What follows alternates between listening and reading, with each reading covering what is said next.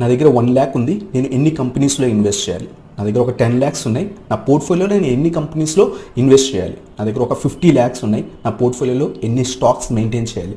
So ఇది చాలామందికి doubt అనమాట. సో ఎవరైతే రీసెంట్గా మార్కెట్లో వచ్చిన వాళ్ళకి కానీ, లేకపోతే ఒక 4 to 5 years మార్కెట్లో ఉన్నా కూడా చాలామందికి వాళ్ళ పోర్ట్ఫోలియోలో ఎన్ని కంపెనీస్ని మెయింటైన్ చేయాలో చాలామందికి డౌట్ ఉంటుంది ఫ్రెండ్స్. సో ఈ వీడియోలో మనం ఆ డౌట్ అనేది క్లియర్గా తెలుసుకుందాం అనమాట. So welcome to my YouTube channel Shashi wealth creator. So let's start our video.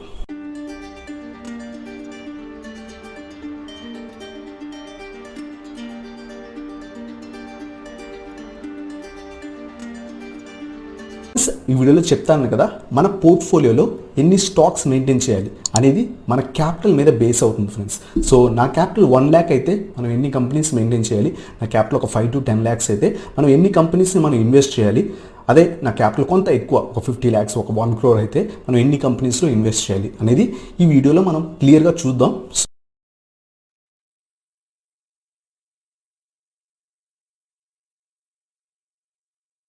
How many stocks we have to maintain in our portfolio? ఇది చాలామందికి డౌట్ అనమాట. సో రీసెంట్గా ఒక అతను నాకు తన 5 lakhs పోర్ట్ఫోలియో అనేది పంపించారు ఫ్రెండ్స్. సో అరౌండ్గా తన దగ్గర 5 lakhs అనేవి ఇన్వెస్ట్ చేశారనమాట లాంగ్ టర్మ్ కోసం. బట్ తన స్మాల్ కంపెనీస్లో ఇన్వెస్ట్ చేశారు, స్మాల్ క్వాంటిటీస్ ఇన్వెస్ట్ చేశారనమాట. అరౌండ్ 80 కంపెనీస్లో ఇన్వెస్ట్ చేశారు ఫ్రెండ్స్. సో ఇది రాంగ్ ఇన్వెస్ట్మెంట్ అనమాట. సో ఎప్పుడైనా సరే మీ పోర్ట్ఫోలియోలో ఇన్ని కంపెనీస్లో అసలు ఎప్పుడు కూడా ఇన్వెస్ట్ అనేది చేయకూడదు ఫ్రెండ్స్. సో ఈ వీడియోలో మనం ఎంత క్యాపిటల్ ఉంటే ఎంతకి ఇన్వెస్ట్ చేయాలో చూద్దాం. సో ఎవరైతే ఇలా లాంగ్ టర్మ్ కోసం ఎక్కువ కంపెనీస్లో కొంటే కనుక వాటిని అవాయిడ్ చేసుకోండి ఫ్రెండ్స్. సో అలా అవాయిడ్ చేసుకోవడానికి మనం ఏం చేయాలి అంటే, సో బెస్ట్ థింగ్ ఏంటంటే మార్కెట్లో సో పెద్ద ఇన్వెస్టర్స్ ఫాలో అయ్యేది, కంపెనీని ఎప్పుడు చూస్ చేసుకోండి ఫ్రెండ్స్, కంపెనీని ఎప్పుడు రిజెక్ట్ చేయండి. సో ఫర్ ఎగ్జాంపుల్ మన దగ్గర ఒక HDFC బ్యాంక్ ఉంది, సో అలాగే మన దగ్గర ఒక యాక్సిస్ బ్యాంక్ ఉంది. సో మనం కంపెనీని అనలైజ్ చేసిన తర్వాత HDFC బ్యాంక్ బెటరా, యాక్సిస్ బ్యాంక్ బెటరా మనం అనలైజ్ చేసుకొని, ఓకే నా వ్యూ ప్రకారం HDFC బ్యాంక్ బెటర్, సో నేను యాక్సిస్ బ్యాంక్ని రిజెక్ట్ చేస్తున్నాను. సో అలా కంపెనీస్ని రిజెక్ట్ చేయండి ఫ్రెండ్స్. సో దీంట్లో ఎందుకు ఇన్వెస్ట్ చేయాలి? దానికంటే బెటర్ బ్యాంక్ నాకు ఉంది, మంచి వాల్యుయేషన్స్లో కూడా దొరుకుతుంది, సో నేను HDFC బ్యాంక్ తీసుకుంటాను, యాక్సిస్ బ్యాంక్ అనేది తీసుకోను. సో అలా రిజెక్ట్ అనేది చేయడం నేర్చుకోండి ఫ్రెండ్స్. సో ఇంకా మనం లేట్ చేయకుండా 1 lakhకి ఎన్ని స్టాక్స్ మన పోర్ట్ఫోలియోలో ఉండాలి, అలాగే నా దగ్గర ఒక 5 lakhs ఉంటే నేను ఎన్ని స్టాక్స్ నా పోర్ట్ఫోలియోలో మెయింటైన్ చేయాలో ఇప్పుడు చూద్దాం ఫ్రెండ్స్. సో ఫర్ ఎగ్జాంపుల్ మీ దగ్గర కనుక 1 lakh ఉంటే కనుక మనం మ్యాక్సిమం 2 to 3 కంపెనీస్లో మాత్రమే ఇన్వెస్ట్ చేయాలి ఫ్రెండ్స్. సో ఈ 2 to 3 కంపెనీస్ కూడా ఒక్కొక్క కంపెనీ, ఏదైతే 3 కంపెనీస్ అనుకున్నాం కదా, ఇవి డిఫరెంట్ సెక్టార్స్లో ఉండేట్టు చూసుకోండి. 3 కూడా ఒక banking sector stocks, like HDFC bank, axis bank, ICICI అలా తీసుకోకండి. ఒకటేమో ఆటోమొబైల్ సెక్టర్, ఒకటేమో బ్యాంకింగ్ సెక్టర్, ఇంకోటేమో లైక్ ఫార్మా సెక్టర్. అలా డిఫరెంట్ సెక్టార్స్ నుంచి ఒక 3 స్టాక్స్ని చూస్ చేసుకుని ఆ 3 స్టాక్స్లో ఇన్వెస్ట్ చేయండి. సో మన దగ్గర 1 lakh ఉంటే కనుక మనం 2 to 3 కంపెనీస్లో ఇన్వెస్ట్ చేయొచ్చు ఫ్రెండ్స్. మీ దగ్గర కనుక ఒక 2 లేదా 2 to 5 lakhs ఉంటే కనుక మనం అప్రాక్సిమేట్లీ మనం 5 to 8 కంపెనీస్లో ఇన్వెస్ట్ అనేది చేయొచ్చు ఫ్రెండ్స్. సో మన దగ్గర ఒక 2 to 5 lakhs క్యాప్ ఉంటే కనుక ఒక 5 to 8 కంపెనీస్ సెలెక్ట్ చేసుకోండి.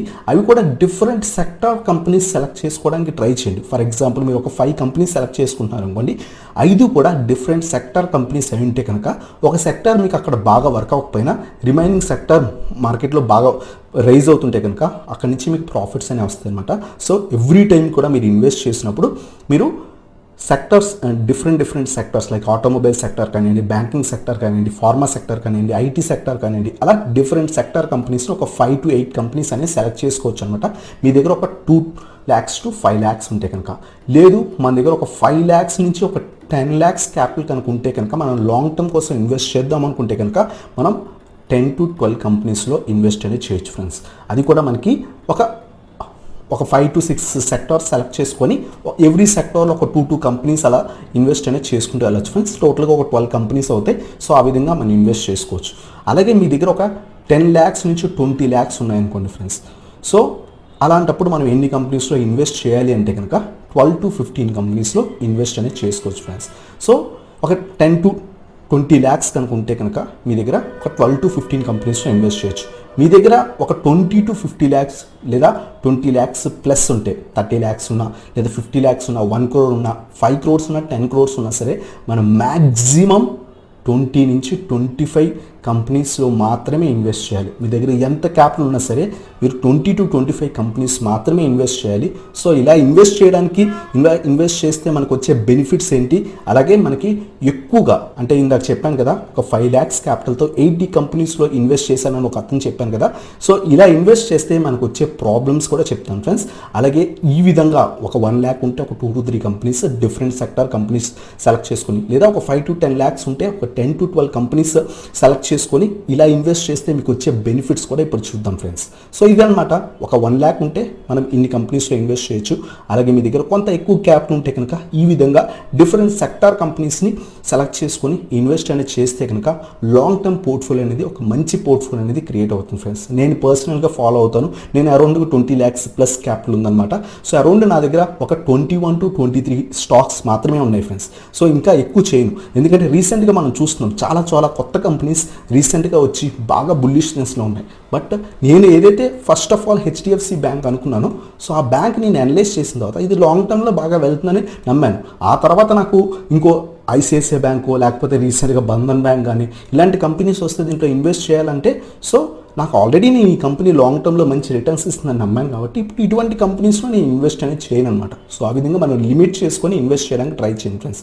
సో మ్యాక్సిమం 20 lakhs కన్నా ఎక్కువ క్యాపిటల్ మీ దగ్గర ఉంటే కనుక మ్యాక్సిమం 20 to 25 కంపెనీస్ మాత్రమే సెలెక్ట్ చేసుకోవాలి. సో ఎందుకు అంటే కనుక ఈవెన్ ఒక 1000 crores, ఒక 10,000 crores, ఒక 1 lakh crores మెయింటైన్ చేసే మ్యూచువల్ ఫండ్ కంపెనీస్ కూడా 20 to 30 కంపెనీస్ మాత్రమే వాళ్ళ పోర్ట్ఫోలియోలో మెయింటైన్ చేస్తారు. ఏదైతే మీరు మ్యూచువల్ ఫండ్స్ వాళ్ళు లిస్ట్ ఇస్తారు కదా, ఆ లిస్ట్లో చూసుకున్నా సరే 20 to 30 కంపెనీస్ మాత్రమే ఉంటాయి ఫ్రెండ్స్. వాళ్ళ దగ్గర 100 crores లేదా 1000 crores టర్న్ ఓవర్ ఉంటుంది.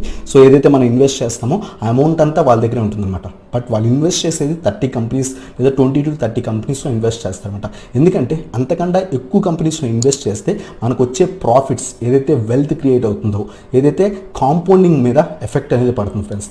మీరు ఒక 5 lakhs తీసుకెళ్ళి ఒక 30 కంపెనీస్లోనో 40 కంపెనీస్లోనో 50 కంపెనీస్లోనో పెడితే కనుక మీ వెల్త్ అనేది ఏదైతే కాంపౌండింగ్ ఎఫెక్ట్ అనేది అక్కడ జరగదు ఫ్రెండ్స్.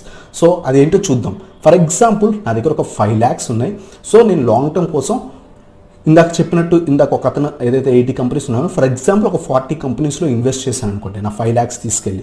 సో ఈ కంపెనీస్ నాకు ఒకటి వచ్చేసరికి ఒక 100% రిటర్న్స్ వచ్చింది, ఇంకోటి వచ్చేసరికి 20% లాస్ ఇచ్చింది. అలా కొన్ని కంపెనీస్ నాకు మంచి రిటర్న్స్ ఇచ్చాయి ఫ్రెండ్స్. ఫర్ ఎగ్జాంపుల్ ఒక 150% రిటర్న్స్ ఇచ్చింది, ఇంకోటి 200% రిటర్న్స్ ఇచ్చింది. నేను ఇక్కడ 5 lakhs పెట్టాను కాబట్టి 40 కంపెనీస్లో అరౌండ్గా ఒక కంపెనీకి ఒక 5,000 6,000 ఒక కంపెనీలో పెట్టాను ఫ్రెండ్స్. సో ఈ 40 స్టాక్స్లో ఒక కంపెనీలో ఒక 6,000 ఇన్వెస్ట్ చేశాను అనమాట. సమ్ ఎక్స్ అనే కంపెనీలో ఇన్వెస్ట్ చేశాను.